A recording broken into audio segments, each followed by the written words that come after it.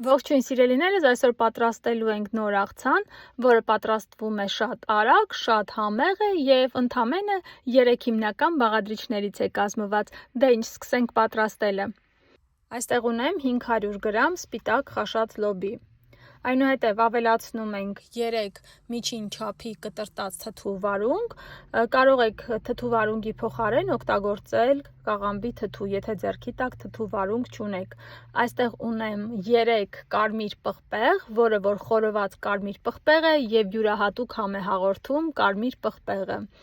Եթե չունեք ձեռքի տակ խորոված կարմիր պղպեղ, կարող եք տապակել, այնուհետև ավելացնել։ 1 գլուխ սոխը տապակում ենք և այսպիսի երանգ երբ որ ստանում է, ավելացնում ենք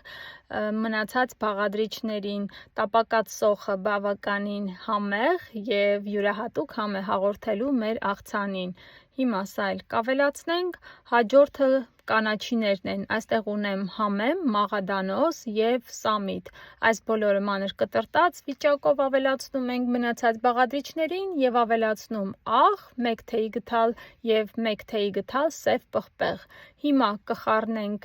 մեր աղցանը, բայց այստեղ պետք է զգուշորեն խառնենք, որովհետև սպիտակ լոբին բավականին նուրբ է և խառնելու ընթացքում, եթե շատ խառնենք, կարող է լոբին վնասվել, այնպես որ այսպես զգուշորեն ենք խառնում մեր աղցանը։